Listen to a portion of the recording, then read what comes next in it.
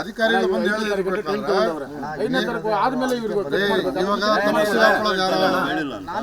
ಸಾಹೇಬ್ರು ಹೇಳ್ತಾವ್ರಲ್ಲ ನಾವ್ ಹೇಳಿಲ್ಲ ಅಂತ.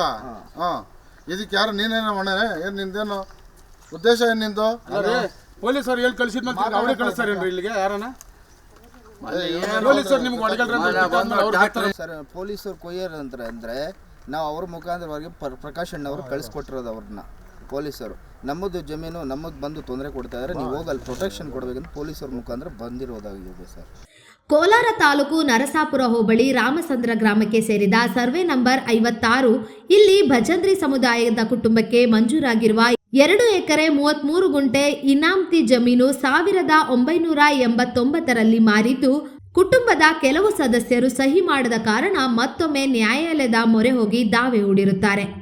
ನ್ಯಾಯಾಲಯದಲ್ಲಿ ದಾವೆ ಇದ್ದರೂ ಸಹ ಜಮೀನಿಗೆ ಕೆಲವರು ಅತಿಕ್ರಮಣ ಪ್ರವೇಶ ಮಾಡಿ ಬೆಲೆ ಬಾಳುವ ಬೃಹತ್ತಾದ ಮರಗಳನ್ನು ಕಡಿದು ಸಾಗಿಸುತ್ತಿರುವುದು ಗಮನಕ್ಕೆ ಬಂದು ಅತಿಕ್ರಮಣ ಪ್ರವೇಶ ಮಾಡಿದ್ದಾರೆಂದು ಆರೋಪಿಸಿ ಅಕ್ರಮವಾಗಿ ಮರಗಳನ್ನು ಸಾಗಿಸುತ್ತಿದ್ದವರನ್ನ ತಡೆದು ನ್ಯಾಯಾಲಯದಲ್ಲಿ ದಾವೆ ಇದ್ದು ಇಲ್ಲಿ ಯಾವುದೇ ರೀತಿಯ ಕೆಲಸ ಮಾಡಬಾರದು ಎಂದು ಎಚ್ಚರಿಕೆ ನೀಡಿರುವುದಾಗಿ ನ್ಯಾಯಾಲಯದಲ್ಲಿ ದಾವೆ ಹೂಡಿರುವ ಭಜಂತ್ರಿ ಸಮುದಾಯದ ಕುಟುಂಬದ ಸದಸ್ಯರು ತಿಳಿಸಿದರು.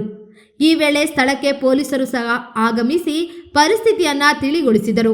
ಈ ಸಂದರ್ಭದಲ್ಲಿ ದಾವೆ ಹೂಡಿರುವ ವೆಂಕಟಲಕ್ಷ್ಮಮ್ಮ, ಮೀಸೆ ನಾಗರಾಜ್, ನಾರಾಯಣಸ್ವಾಮಿ, ಯುವ ಮಾದಿಗ ಹೋರಾಟಗಾರರು, ಮುಖಂಡರಾದ ಮಧು ಸೀತಾರಾಮಪಾಳ್ಯ, ಹೋರಾಟಗಾರರಾದ ಗುರುಮೂರ್ತಿ, ಹೋರಾಟಗಾರರಾದ ಬಸವರಾಜ್ ಮುಂತಾದವರು ಭಾಗಿಯಾಗಿದ್ದರು. ಚಂದ್ರ, ಕೋಲಾರ ತಾಲೂಕು ನಾರಾಯಣಸ್ವಾಮಿ ಅಂತ. ಏನು ಸಮಸ್ಯೆ ಆಗಿದೆ ಸರ್? ಇದು ತೋಪು ನಾವು ಜಮೀನು ಕೊಟ್ಟಿದ್ದು ನಾವು 89ರಲ್ಲಿ ಜಮೀನು ಕೊಟ್ಟಿದ್ದೀರಿ. ಆ ಮುತ್ತಾನಲ್ಲು ಪ್ರಕಾಶ್ ಅಂತ 2 ಲಕ್ಷಕ್ಕೆ ಕೊಟ್ಟಿರೋದು ನಾವು. 3 ಎಕರೆ ಜಮೀನು 2 ಲಕ್ಷಕ್ಕೆ ಕೊಟ್ಟಿದ್ದೀರಿ. ಈಗ ಏನು ಅವತ್ತಿನಿಕ ನಾವು ಕೇಸ್ ಹಾಕೊಂಬಂದ್ರಿ, ಏನೋ ಸ್ವಲ್ಪ ಅನ್ಯಾಯ ಆಯಿತು, ಕೇಸ್ ಹಾಕೊಂಬಂದಿರಿ. ಹೆಣ್ಮಕ್ಳು ಕೇಸ್ ಹಾಕಿವ್ರೆ. ಈಗ 25 ವರ್ಷಕ್ಕೆ ನಿಲ್ಸ್ಕೊಂಡೇ ಬಂದಿದ್ದೀರಿ. ಈಗ ನಮ್ಮ ಮಕ್ಕಳು ನಮ್ಮ ಮೊಮ್ಮಕ್ಕಳು ಎಲ್ಲ ಅವ್ರು ಕೇಸ್ ಹಾಕಿದ್ದಾರೆ. ಆ ಕೇಸ್ ಮುಖಾಂತರ ನಾವಿವಾಗ ನ್ಯಾಯ ಕೇಳ್ತಾಯಿದ್ರಿ. ಮೊನ್ನೆ ಸರ್ಕಲ್ ಕರೆದ್ರು, ಹೋಗಿ ಸ್ಟೇಷನಲ್ಲಿ ಸೋಮವಾರ ತಪ್ಪರೆ ಮಂಗಳವಾರ ದಿವಸ ಅದೇನಿದೆ ಸೆಟ್ಲ್ಮೆಂಟ್ ಮಾಡ್ತೀರಿ ಅಂತ ಹೇಳಿದ್ರು. ಹೇಳಿಬಿಟ್ಟು ಇವಾಗ ನಮ್ಗೆ ಹೇಳ್ದರೇ ಇವಾಗ ಅದು ನ್ಯಾಯ ಇಲ್ದರೆ ಇವಾಗ ಅವರೇ ಬಂದು ತೋಪಡಿತಾವ್ರೆ. ಮನೆ ನಾವು ಒಡಿಸಿ 4 ಲೋಡ್ ತುಂಬಿಸ್ಕೊಂಡು ಅವ್ರು ಹೋಗಿದ್ದಾರೆ. ಇನ್ನೊಬ್ಬರು ಬಂದು 4 ಲೋಡ್ ತುಂಬಿಸ್ಕೊಂಡಿದ್ದಾರೆ. ಇಷ್ಟ ಆಗಿದೆ. ಇವಾಗ ನಮಗೆ ನ್ಯಾಯ ಬೇಕು ಅಂತ ನಾವು ಹೋರಾಡ್ತಾ ಇದ್ದೀರಿ. ಏನು ಸರ್ ನೀವು ಅವ್ರ ಹತ್ರ ಡಾಕ್ಯುಮೆಂಟ್ಸ್ ಏನಿದೆ? ನೀವು ಡಾಕ್ಯುಮೆಂಟ್ ಅದು ಅವ್ರ ಹೆಸರಿಗೆ ಆಗಿದೆ ಸರ್. ಕೇಸ್ 2 ಕೇಸಲ್ಲಿ ಅವ್ರಿಗೆ ಆಗಿದೆ. ಏನು ಇವತ್ತಿರು ನಾವು ಬೇರೆ ಕೋರ್ಟ್ಗೆ ಹೋಗಿದ್ದೀರಿ. ಇವಾಗ ಕೇಸ್ ನಮ್ದು ಇದಾಗಿದೆ. ಹೆಣ್ಮಕ್ಳು ಮಕ್ಕಳು ನಮ್ಮ ಮಕ್ಕಳು ಕೇಸ್ ಹಾಕಿದ್ದಾರೆ. ಈಗ ಸ್ಟೇ ಅಂತಂದರೆ ಕೇಸ್ ಆಗಿದೆ. ನಾಳೆ ಶನಿವಾರ ಸ್ಟೇ ಕೊಡ್ತಾರೆ. ಕೆಲಸ ಮಾಡ್ತಾರೆ. ಇವಾಗ ಸೆಟ್ಲ್ಮೆಂಟ್ ಮಾಡ್ತಾರೆ ಅಂತ ಹೇಳ್ಬಿಟ್ಟು ಅವರು ನಮಗೆ ಮೊದಲೇ ಅವರೇ ಬಂದು ಇದು ಮಾಡ್ತಾವ್ರೆ. ನಿರ್ಮರ್ಶರು ಬರೋದು, ತೋಬಿಡೋದು, ಮಾಡೋದು ಅವ್ರು ಮಾಡ್ತಾವ್ರೆ. ಜಮೀನವ್ರು ಬರ್ತಾರಲ್ಲ, ಜಮೀನು ಓನರೇ ಬರ್ತಾರಲ್ಲ ನಮ್ಮ ಹತ್ರಕ್ಕೆ. ಇವ್ರು ಯಾರು ಅಂತೂ ಗೊತ್ತಿಲ್ಲ ನಮ್ಗೆ. ಇವ್ರು ಬೇಕಾಗೇ ಬರ್ತಾವ್ರೆ. ಇನ್ನು ಇದು ಮಾಡಿದ್ರೆ ಮೊನ್ನೆ ಬಂದು ಪೊಲೀಸರು ನಿಲ್ಸ್ಕೊಂಡು 2 ಲೋಡ್ ತುಂಬಿಸ್ಕೊಂಡಿದ್ದಾರೆ. 4 ಲೋಡು. ಯಾವ ಸ್ಟೇಷನ್ ಬರುತ್ತೆ? ಇಲ್ಲಿಗೆ ಹೇಮಗಢ ಸ್ಟೇಷನ್. ಏನು ನಿಮ್ಮ ಹೆಸರು? ನಮ್ಮ ಹೆಸರು ನಾರಾಯಣಸ್ವಾಮಿ ಅಂತ. ಯಾವರು? ರಾಮಚಂದ್ರ. ಏನಾಗಿದೆ ಹೇಳಿ? ಜಮೀನು ನಾವು ಸೈನ್ ಮಾಡಿಲ್ಲ, ಸುಮ್ಮನೆ ಮಾರ್ಕೊಂಬಿಟ್ಟವ್ರೆ. ಅದ್ರ ಮೇಲೆ ನಾವು ಕೇಸ್ ಹಾಕಿದ್ದೀರಿ. ಸ್ಟೇಷನಿಗೆ ಕರೆದಿದ್ರು ನಮ್ಮನ್ನ. ಸೋಮವಾರ ಇಲ್ಲ ಮಂಗಳವಾರ ತಪ್ಪಿದ್ರೆ ನ್ಯಾಯ ಕೊಡಿಸ್ತೀರಮ್ಮ ಅಂತ ಹೇಳಿದ್ರು. ನಮ್ಗೆ ನ್ಯಾಯ ಕೊಡಿಸಿಲ್ಲ. ಇವ್ರು ಬಂದು ಕಟ್ ಮಾಡ್ತಾವ್ರೆ. 1 ತಿಂಗಳಿಂದ ಬರ್ತಾ ಇದ್ದೀರಿ, ಓದ್ತಾ ಇದ್ದೀರಿ ನಾವು. ನಮ್ಮ ಅಕ್ಕ ನಾನು ಇಬ್ಬರು.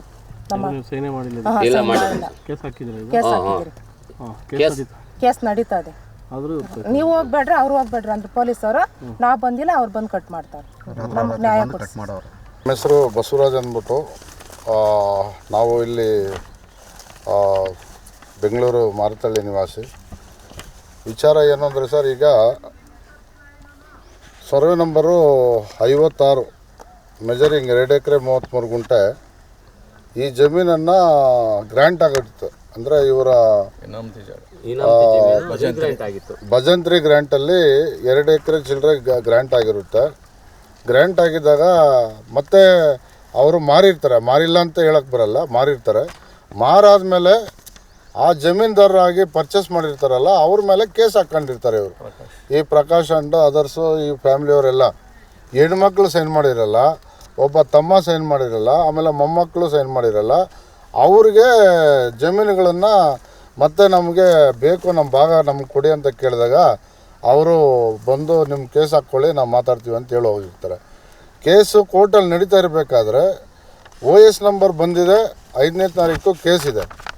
ಕೇಸ್ ಇರಬೇಕಾದ್ರೆ ಈಗ ಅವ್ರೇನು ಹೇಳೋದು, ನಾವು ದುಂಡಾಕುರ್ದೋಗಿ ಬಂದ್ಬಿಟ್ಟು ಮರಗಳನ್ನ ಕಡಿಯೋದು, ಅವ್ರು ಇಲ್ಲಿದ್ದಾಗ ಮರಗಳನ್ನ ಕಡ್ದು ಎತ್ಕೊಂಡು ಹೋಗೋದು, ಜಮೀನು ನಮ್ಮದೇ ಅಂತ ಕಾಂಪೌಂಡ್ ಹಾಕೋದಕ್ಕೆ ಬರೋದು. ಆಮೇಲೆ ಅವ್ರಿಗೆ ಸ್ಟೇಷನ್ನಲ್ಲಿ ನಮ್ಮ ಮೊನ್ನೆ ಕರೆದು ಹೇಳಿದ್ದಾರೆ ಸಾಹೇಬ್ರು, ಯಾರೋ ಇನ್ಸ್ಪೆಕ್ಟ್ರು ಮಂಜುನಾಥ್ ಸರ್ ಹೇಳಿರ್ಬೇಕಾದ್ರೆ ಅವ್ರು ಹೇಳಿದ್ದಾರೆ, ನೋಡ್ರಿ ಸೆಟ್ಲ್ಮೆಂಟ್ ಆಗೋವರೆಗೂ ಅದನ್ನೇನು ಕೈಗೆ ಬೇಡಿ, ಕ್ಲಿಯರ್ ಮಾಡ್ಕೊಂಡು ಮುಂದಕ್ಕೆ ಹೋಗಿ ಅಂತ.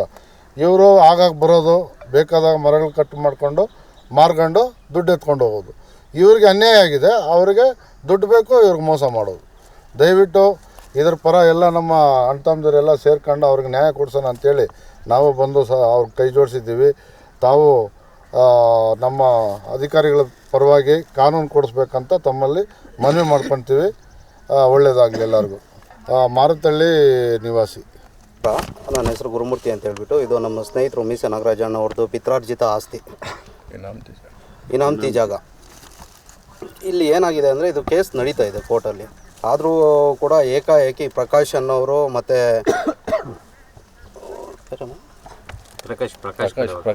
ಪ್ರಕಾಶ್ ಅನ್ನೋ ಕಡೆಯವರು ಮತ್ತು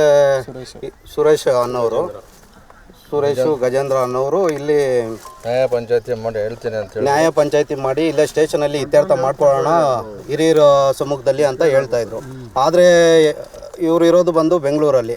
ಏಕಾಏಕಿ ರಾತ್ರೋರಾತ್ರಿ ಬರೋದು, ಮರಗಳು ಕಡ್ಕೊಂಡು ಹೋಗೋದು, ಈ ರೀತಿ ಮಾಡ್ತಾಯಿದ್ದಾರೆ. ಕೇಸು ನಡೀತಾ ಇದೆ ಕೋರ್ಟಲ್ಲಿ. ಸೊ ಏನಾಗಿದೆ ಅಂದರೆ, ದಯವಿಟ್ಟು ಸ್ವಲ್ಪ ದಿನ ಇರಬೇಕು, ಇತ್ಯರ್ಥ ಆಗೋವರೆಗೂ ಯಾರು ಏನೂ ಮಾಡಬಾರ್ದು ಅಂತ ನಾವು ಈ ಪರವಾಗಿ ಕೇಳ್ಕೊತೀವಿ. ನಮ್ಮ ಹೆಸರು ನಾಗರಾಜು, ರಾಮಚಂದ್ರ ನಮ್ಮದು, ನಮ್ಮ ತಂದೆ ಹೆಸರು ಆಂಜನಪ್ಪ. ಅದು ಇನಾಮತಿ ಜಾಗ ಅಂತೇಳಿ ರೀಗ್ರಾಂಟ್ ಆಗಿರೋದು ನಮ್ಮ ತಾಯಿಯವ್ರಿಗೆ. ನಾವು 4 ಜನ ಸೇರಿ, ನಮ್ಮ 4 ಜನ ಪ್ಲಸ್ ನಮ್ಮ ತಾಯಿಯವರು ಸೇರಿ ನಾವು ಅವ್ರಿಗೆ ರಿಜಿಸ್ಟರ್ ಮಾಡಿಕೊಟ್ಟಿದ್ದೀರಿ. ನಮ್ಮ ಅಕ್ಕವರು ಸೈನ್ ಮಾಡಿಲ್ಲ, ನನ್ನ ತಮ್ಮವರು ಸೈನ್ ಮಾಡಿಲ್ಲ. 25 ವರ್ಷದಿಂದ ಕೇಸ್ ನಡೀತಾ ಇದೆ. ನಿಮಗೆ ನ್ಯಾಯ ಕೊಡಿಸ್ತೀರಿ ಅಂತೇಳಿ ಈ ಲಾಯರ್ಗಳು ಸ್ವಲ್ಪ ನಮ್ಗೆ ತೊಂದರೆ ಕೊಟ್ಟರು. ಆ ರೀತಿಯಾಗಿ ಆಮೇಲೆ ನಮ್ಮ ಬೆಳ್ಳೂರು ಮುರಳಿಯಣ್ಣವರು ಇದಕ್ಕಂದು, ಅಣ್ಣ ನಿಮ್ಮದು ಏನಿದೆಯೋ ಅದನ್ನು ನಾನು ಬಗೆಹರಿಸ್ಕೊಡ್ತೀನಿ, ನೀವೇನು ಟೆನ್ಷನ್ ತಗೊಂಬೇಡಿ ನೀವು ಅಂತ ಹೇಳಿದಾಗ, ಆಮೇಲೆ ಅವರ ಗಜೇಂದ್ರ ಅವರು, ಆಮೇಲೆ ಪಾಟೀಲ್ ಅನ್ನೋರು, ಇವರು ಬಂದು ನಮ್ಗೆ ನಿಮ್ಮದು ಏನಿದೆ ನಾವು ಬಗೆಹರಿಸ್ಕೊಡ್ತೀರಿ, ನೀವೇನು ಟೆನ್ಷನ್ ತಗೊಂಬೇಡೋಣ ಅಂತೇಳಿ ನರಸಾಪ ಇದು ಎಮ್ಗಲ್ ಸ್ಟೇಷನಲ್ಲಿ ಸಾಹೇಬ್ರ ಮುಂದೆ ಒಪ್ಕೊಂಡಿದ್ದಾರೆ. ಅವರು ಒಪ್ಕೊಂಡು ನಿಮ್ಮದು ಸೋಮವಾರ ಏನಿದೆ ನಾನು ಕ್ಲಿಯರ್ ಮಾಡಿಕೊಡ್ತೀನಿ, ನೀವೇನು ಟೆನ್ಷನ್ ತಗೊಂಬೇಡ್ರಿ, ಹೆಣ್ಮಕ್ಳದ್ದು ಏನಿದೆ ನಾನು ಕ್ಲಿಯರ್ ಮಾಡಿಕೊಡ್ತೀನಿ ಅಂತೇಳಿ ನಾವು ಫೋನ್ ಮಾಡಿದ್ರೆ ಒಂದು ಫೋನ್ ರಿಸೀವ್ ಮಾಡಲ್ಲ. ಇದನ್ನ ಬಂದು ಏಕಾಏಕಿಗ ಬಂದು 2 ಸತಿ ತೋಪು ನಾವು ಹೊಡೆದಿರೋ ತೋಪನ್ನ ಒಂದು 5-6 ಲೋಟು ತುಂಬ್ಕೊಂಡು ಹೋದ. ಯಾರೋ ಇದನ್ನ ಹೆಸರೇನು ಸುರೇಶ್ ಅನ್ನೋ ಪಾರ್ಟಿ ಪೊಲೀಸವ್ರು ನಿಲ್ಸ್ಕೊಂಡು ಅದನ್ನೇ ಲೋಡ್ ಮಾಡ್ಕೊಂಡು ಹೋದ. ಆಮೇಲೆ ತಿರ್ಗಿ ಇವ್ರನ್ನ ಫೋನ್ ಮಾಡ್ತಾರೆ, ಫೋನ್ ಒಬ್ಬರು ರಿಸೀವ್ ಮಾಡ್ತಾಯಿಲ್ಲ. ನಾವು ಮಾತಾಡ್ತೀರ ಇದೇ ಹೇಳ್ತಾ 25 ವರ್ಷದಿಂದ ನ್ಯಾಯ ಪಂಚಾಯತಿ ಮಾಡ್ತೀರಿ, ನಿಮ್ಮ ನ್ಯಾಯ ಕೊಡಿಸ್ತೀರಿ ಅಂತೇಳಿ ನಮಗೆ ನ್ಯಾಯನೂ ಕೊಟ್ಟಿಲ್ಲ. ಆಮೇಲೆ ಇವರು ಷಡಾಕ್ಷರಿ ಸ್ವಾಮಿ ಅವ್ರ ಮನೇಲಿ ಕೂತ್ಕೊಂಡು ಮೊನ್ನೆ ಒಂದು 15 ದಿವಸಕ್ಕೆ ಹಿಂದೆ ಆ ಸ್ವಾಮಿಗಳು ಹೇಳಿದ್ರು, ನಿಮಗೇನಿದೆಯಪ್ಪ ನಾವು ನ್ಯಾಯ ಕೊಡಿಸ್ತೀರಿ, ನೀವು ಯಾಕೆ ಟೆನ್ಷನ್ ತಗೊಂತೀರಾ, ಆ ಮಕ್ಕಳದ್ದು ಏನಿದೆ, ಹೆಣ್ಮಕ್ಳದ್ದು ಏನಿದೆಯೋ, ನಿನ್ನ ತಮ್ಮಂದು ಏನಿದೆ ನನ್ನ ಭಾಗ ನಾನು ಇಸ್ಕೊಡ್ತೀನಿ ಅಂತ ಹೇಳಿದವರು. ಅವರು ನಮ್ಮನ್ನು ಕಾಯಿಸಿ ಬೆಳಗ್ಗೆ 9 ಗಂಟೆಯಿಂದ ಸಾಯಂಕಾಲ 7 ಗಂಟೆವರೆಗೂ ನಮ್ಮನ್ನು ಕಾಯಿಸಿದಾಗ ನಮ್ಮ ಅಕ್ಕನ ಮಗನಿಗೆ ಏನೋ ಅವನು ಸ್ವಲ್ಪ ತೊಂದರೆ ಆಗಿತ್ತು. ಅದಕ್ಕೆ ನಾವೆಲ್ಲ ಅಲ್ಲಿ ಹೋದ್ರಿ. ಆಮೇಲೆ ಎಮ್ಗಲ್ ಸ್ಟೇಷನಲ್ಲಿ ಹೋಗ್ಬಿಟ್ಟು ನಮಗೆ ಸಾಹೇಬ್ರ ಮೇಲೆ, ನಮ್ಮ 4 ಜನ ಮೇಲೆ, ಅಣ್ಣ ತಮ್ಮಂದ್ರ ಮೇಲೆ ಕೇಸ್ ಮಾಡಿದ್ದಾರೆ. ಸಾಹೇಬರು ನಮ್ಮನ್ನು ಕರೆದು ನ್ಯಾಯ ನೀತಿಯಾಗಿ ಅವರು ನಮ್ಗೆ ನಿಮ್ದು ಏನಿದೆಪ್ಪ ನಾವು ನ್ಯಾಯ ಕೊಡಿಸ್ತೀರಿ, ನೀವೆಲ್ಲ ಕೂತ್ಕೊಂಡು ಬಗೆಹರಿಸ್ಕೊಳ್ರ, ನೀವು ಯಾಕೆ ಟೆನ್ಷನ್ ತಗೊಂತೀರಾ ನೀವು ಅಂತೇಳಿ ನಮಗೆ ಮಂಜುನಾಥ್ ಸಾರು ನ್ಯಾಯ ಕೊಟ್ಟಿದ್ದಾರೆ. ಇವರು ಏಕಾಏಕಿಗ ಬಂದು ಬರೋದು, ತೋಪು ಕೊಯ್ಯೋದು, ಪ್ರಕಾಶ್ ಅನ್ನೋರು ಬರ್ತಾನೇ ಇಲ್ಲ ಸರ್. ಇಲ್ಲಿ ಪ್ರಕಾಶ್ ಅನ್ನೋರ ಮಕ್ಕ ನಾವು 25 ವರ್ಷದಿಂದ ನಾವು ನೋಡೇ ಇಲ್ಲ. ನಾವು ಅದು ಹೆಂಗಿದ್ದಾನೆ, ಅದು ಮುಖ ಯಾರು ಅನ್ನೋದು ನೋಡೇ ಇಲ್ಲ ನಾವು. ಈ ಸೆಂಟ್ರ್ ಪಾರ್ಟಿಗಳು ಬಂದು ನಮ್ಗೆ ಹಿಂಸೆ ಕೊಡ್ತಾ ಇದ್ದಾರೆ. ಇದೆ ಸರ್ ನಮ್ಗೆ ಮಾಡಿದರೆ. ಈಗ ನಾವು ಕೇಸ್ ನಂಬರ್ ಬಂದಿದೆ, ಕೇಸ್ ನಂಬರ್ ಬಂದ ಮೇಲೆ ಇವರು ಏಕಾಏಕಿಗ ಬಂದು ತೋಪು ಕೊಯ್ತಾ ಇದ್ದಾರೆ. ಅವ್ರು ಹೇಳ್ತಾರೆ ಪೊಲೀಸರೇ ಬಂದು ಇಲ್ಲಿ ಕೊಯ್ಸ್ತಾ ಇದ್ದಾರೆ ಅಂತ ಅವ್ರು ಹೇಳ್ತಾ ಇದ್ದಾರಲ್ಲ ಸರ್. ಯಾರು ಪೊಲೀಸರೇ ಬಂದು ಕೊಯ್ಸ್ತಾ ಇದ್ದಾರೆ ಅಂತ ಅವ್ರು ಹೇಳ್ತಾ ಇದ್ದಾರಲ್ಲ. ಸುರೇಶ್ ಅನ್ನೋರು ಬಂದು ನಮಗೆ ಪೊಲೀಸರು ಹೇಳಿದ್ರು, ನಾವು ಪ್ರಕಾಶ್ ಅವ್ರು ನಾವು ನೋಡಿಲ್ಲ ಪ್ರಕಾಶ್ ಅವ್ರನ್ನ, ಪೊಲೀಸರು ಹೇಳಿದ್ರೆ ನಾವು ಬಂದು ತೋಪು ಕೊಯ್ತಾ ಇದ್ದೀರಿ, ಪ್ರಕಾಶ್ ಅವ್ರನ್ನ ಕರೆಸಿ ಅಂತಂದ್ರೆ ಯಾರು ಕಳಿಸ್ತಾರೆ, ಈ ಸೆಂಟ್ರಲ್ ಪಾರ್ಟಿಗಳವ್ರು ಯಾರು ಕರೆಸ್ತಾರಲ್ಲ ನಮಗೆ. ನಾವು ಕರೆಸ್ತೀರಿ, ನ್ಯಾಯ ಕೊಡಿಸ್ತೀರಿ ನ್ಯಾಯ ಅಂತ ಹೇಳ್ಬಿಟ್ಟು ಹೇಳ್ತಾನೆ ಇದ್ದಾರೆ. ಅವ್ರ ಮುಖನೇ ನಾವು ನೋಡಿಲ್ಲ. ನಾವು ಬ್ರೋಕರ್ಗಳು ಬಂದು ಇವ್ರು 3-4 ಜನ ಬಂದು ನಮ್ಗೆ ಭಾರಿ ಹಿಂಸೆ ಕೊಡ್ತಾ ಇದ್ದಾರೆ. ನಮ್ಗೆ ದಯವಿಟ್ಟು ನ್ಯಾಯ ಕೊಡಿಸಿ ಸ್ವಾಮಿ. ನಾವು ಒಂದು 20-30 ಜನ ಇದ್ದಾರೆ, ನಾವು ಮಕ್ಕಳು ಮರಿ ಎಲ್ಲಾನು. ಇವರು ನ್ಯಾಯ ಕೊಡಿಸ್ತೀನಿ ಅಂತ ಹೇಳೋದು, ಬರೋದು ಏಕಾಏಕಿ ಬೆಳಗ್ಗೆ 5 ಗಂಟೆಗೆ 4 ಗಂಟೆಗೆ ಬರೋದು, ತೋಪು ಕೊಯ್ಯೋದು, ಅವ್ರ ಪಾಡ್ಗೆ ಅವ್ರು ತುಂಬ್ಕೊಂಡು ಹೋಗ್ತಾ ಇದ್ದಾರೆ.